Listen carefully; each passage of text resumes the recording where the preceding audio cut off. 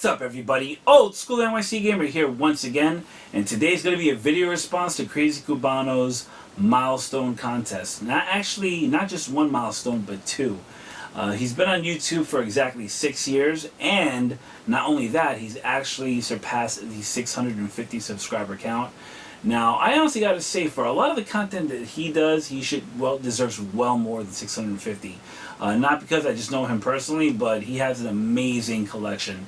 Off the top of my head, if you are into Neo Geo, this kid you have to watch. I will leave a link to his channel down below. So he had not one but two questions, and for me it was actually not too hard to figure this out, and it actually happened within the last 3 years. One of them being in Vegas, where he lives, because we've hung out with him a couple of times during the last couple of classic gaming expos. And the first question is, what is the most expensive game you've ever purchased? Now, I really did have to think about it at first, because most games these days go for around $60, maybe $65, if not $70. But when I was at the Classic Gaming Expo in 2010, and I actually do have this footage in my playlist if you want to check it out. I'll show you right here. The most expensive game I've ever purchased was, if I can get it out here, almost got it. This is actually a prototype for the Atari 5200. Open it. And you can see right here, it is the Last Starfighter for the Atari 5200. I believe there's actually 10 to 12 prototypes in cartridge form that were actually made. So this is a pretty scarce cartridge, let alone prototype, for the system. I believe I paid $80 for this at the Classic Gaming Expo 2010 auction. Like I said, you can actually see that, and if you go through my playlist, the CGE 2010 videos, it's on there. And the most expensive console I ever purchased. Now, I actually had to kind of skew this a little bit, because if I remember correctly,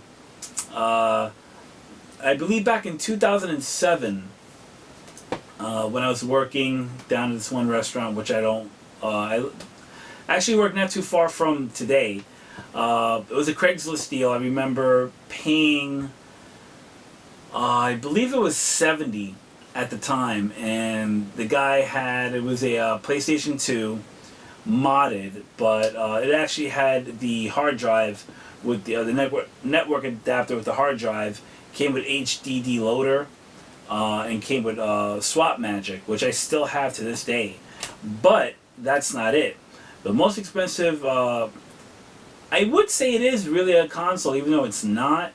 And of course, there will be a major argument here, and I have to lift it up because it is 23 pounds of retro beauty, and that is the Commodore SX64, as you can see right here. I remember actually getting this from eBay, I believe 3 years ago, 3.5, something like that, within that range. And I paid, I believe, $125. And it wasn't that killed me, but it was the $30 of shipping. Because for the fact that this was 23 pounds, and you can look this up, it actually is 23 pounds. It's one of the most heaviest portable computers on the market, and at the time was. It actually tried to compete, or it actually did success the Osborne and a couple other portable computers I can't think of at the time, because I know a little more knowledgeable people will know exactly what I'm talking about compared to this. But that's it, people. So there are my two answers for Cr8zyKubano, and good luck to everybody else who's entering that contest. By the time you see this, I believe he actually is ending the contest a day earlier. So I'm just trying to get this in now.